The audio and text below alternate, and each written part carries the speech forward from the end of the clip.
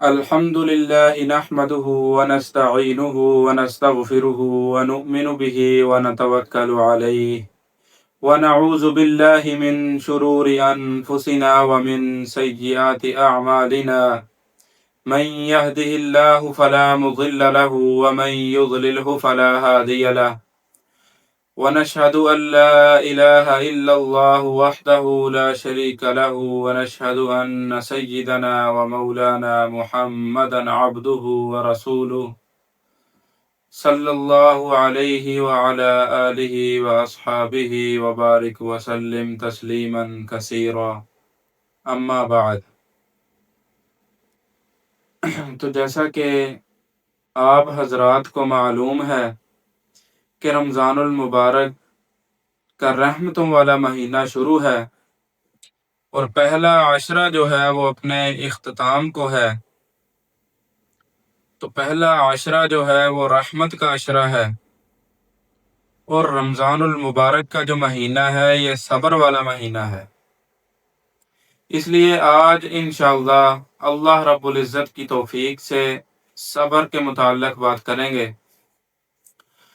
چونکہ حدیث مبارکہ میں رمضان المبارک کو شہر الصبر قرار دیا گیا ہے، اس لیے آج صبر کے متعلق بات کریں گے. کہتے ہیں نا کہ صبر کا پھل میٹھا ہوتا ہے، تو رمضان المبارک میں صبر کا پھل میٹھا جو ہے وہ جنت کی شکل میں ہے. حدیث مبارکہ میں چونکہ رمضان المبارک کو شہر الصبر قرار دیا گیا ہے، اس لیے صبر حدیث مبارکہ میں جس کا مفہوم ہے کہ صبر پر جنت کا دار و مدار ہے. یعنی آدمی اگر اپنے آپ کو صبر کا عادی بنا لے تو وہ جنت میں داخل ہو سکتا ہے.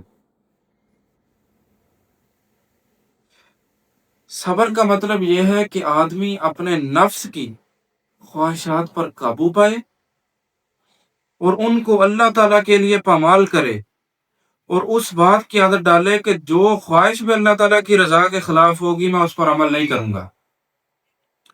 جو شخص اپنی خواہشات کو بے لگام چھوڑ دیتا ہے، جائز ناجائز کو وہ نہیں پہچانتا، حرام حلال کو وہ نہیں پہچانتا، تو ایسے شخص کے لیے اللہ رب العزت قرآن مجید میں فرماتے ہیں فَأَمَّا مَنْ طَغَىٰ وَآثَرَ الْحَيَاةَ الدُّنْيَا فَإِنَّ الْجَحِيمَ هِيَ الْمَأْوَىٰ، کہ جو اپنی خواہشات کے پیچھے چلا، جس نے دنیاوی زندگی کو ترجیح دی، فَإِنَّ الْجَحِيمَ هِيَ الْمَأْوَىٰ، کہ اس کا ٹھکانہ جو ہے وہ جہنم ہے.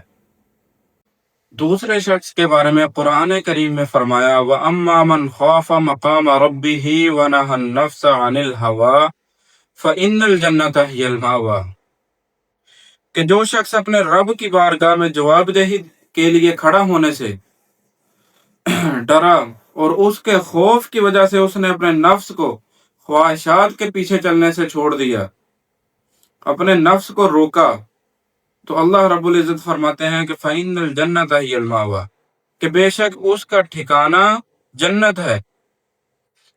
اب خواہشات جو ہیں اس کی دو قسمیں ہیں. ایک وہ خواہشات ہیں کہ جن پر عمل کرنا بالکل حرام ہے، یعنی جھوٹ بولنا، غیبت کرنا، شرک کرنا، یہ بالکل حرام ہے. اور دوسری خواہشات وہ ہیں جو بندے کی دنیاوی زندگی کے مباحات میں سے ہیں، لیکن اگر ان پر چلیں گے تو وہ خواہشات بھی آہستہ آہستہ آہستہ آہستہ کسی نہ کسی وقت بندے کو کفر تک لے جا سکتی ہیں.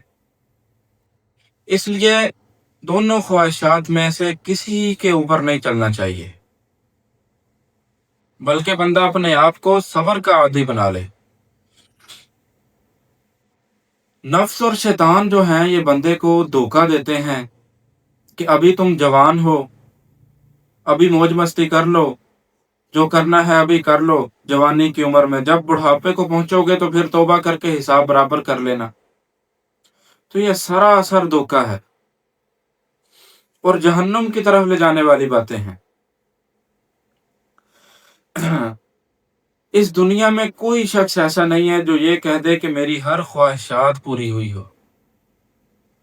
کسی شخص کے بارے میں ایسا نہیں کہا جا سکتا. ہم میں سے ہر شخص کو یہ سوچنا چاہیے کہ کیا یہ ممکن ہے کہ آدمی کی تمام تر خواہشات پوری ہو جائیں. پوری تاریخ انسانی میں یہ کبھی نہیں ہوا. کوئی فرد بشر دنیا میں ایسا نہیں گزرا کہ اس کے بارے میں یہ کہا جا سکے کہ اس کے دل میں جو آیا اس نے کر گزرا. بزرگوں نے ایک قصہ لکھا ہے، مثال کے ذریعے بات کو سمجھانا چاہتا ہوں کہ صبر کیا چیز ہے.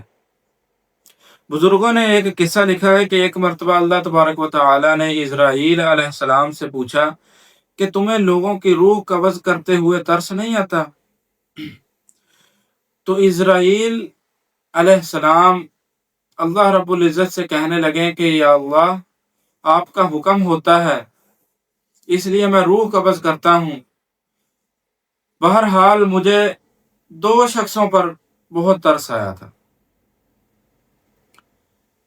ایک وہ بچہ کہ جس کی ماں اس کے ساتھ تھی، سمندر میں ایک تختے پر بیٹھے جا رہے تھے اور بچہ بالکل چھوٹا سا تھا، تختے پر لیٹا ہوا تھا، سمندر کی لہروں میں ہے، اس کا اور کوئی سہارا نہیں ہے بچے کا. تو اللہ رب العزت آپ نے مجھے حکم دیا کہ اس کی ماں کی روح قبض کر لو. تو میں نے یہ سوچا کہ اس کا آگے پیچھے کوئی سہارا نہیں ہے ایک ماں کے علاوہ، اس ماں کو بھی آپ چھین لیں گے تو اس کا کیا سہارا بچے گا. تو مجھے اس وقت اس بچے پر ترس آیا. تو پھر دوسری مرتبہ اس بادشاہ کی روح قبض کرتے ہوئے مجھے ترس آیا کہ جس نے سالوں سال جنت تیار کرنے میں لگا دیے، پورا سال اس پر محنت ہوتی رہی، پھول پھل لگتے رہے، وہاں پر محلات بنائے گئے، سونے چاندی سے محلات بنائے گئے. جب تیار ہو گیا تو اس کے سپاہیوں نے اس کو بتایا کہ بادشاہ، آپ کی جنت تیار ہو گئی ہے. تو وہ بادشاہ اس میں رہنا چاہتا تھا. تو جب وہ بادشاہ اس میں داخل ہونے لگتا ہے تو اسرائیل علیہ السلام اللہ رب العزت سے کہتے ہیں کہ یا اللہ، آپ نے مجھے حکم دے دیا کہ اس بادشاہ کی روح قبض کر لو. تو مجھے اس پر بڑا ترس آیا کہ اس کی برسوں کی محنت ہے یہ، اور وہ اس کو دیکھ بھی نہیں سکتا. تو میں نے اس کی روح قبض کر لی آپ کے حکم کے مطابق.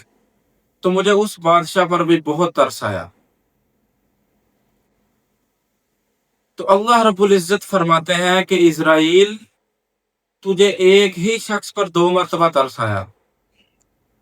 جو وہ بچہ تھا وہ یہی بادشاہ تھا، وہ بڑا ہو کر یہی بادشاہ بننا تھا اس نے، اور وہ بادشاہ بن گیا. اور اس بادشاہ کا نام شداد تھا. وہ اپنی جنت میں رہنا چاہتا تھا لیکن وہ رہ نہیں سکا. ایسے نمرود، فرعون، ان کے بارے میں یہ کہا نہیں جا سکتا کہ ان کی ساری خواہشات پوری ہو گئی، حالانکہ ان کے پاس بڑا دولت تھا، بڑی دولت تھی ان کے پاس.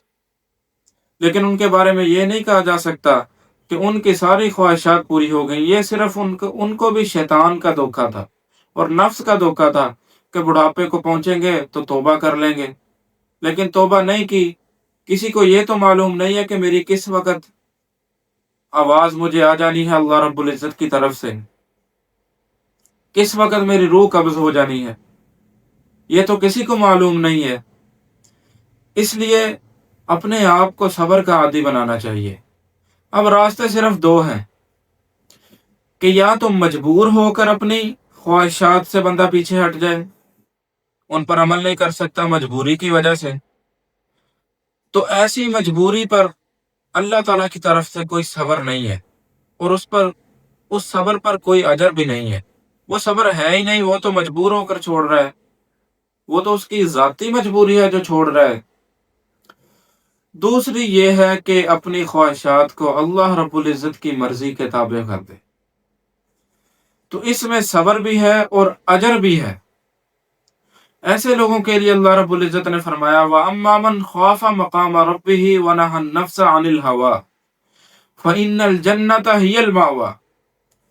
کہ جس نے اپنی خواہشات کو میری مرضی کے تابع کر دیا، میری مرضی کے مطابق کر دیا، تو پھر ان کا ٹھکانہ جو ہے فَإِنَّ الْجَنَّةَ هِيَ الْمَأْوَىٰ، تو ایسے لوگوں کا ٹھکانہ جنت ہے۔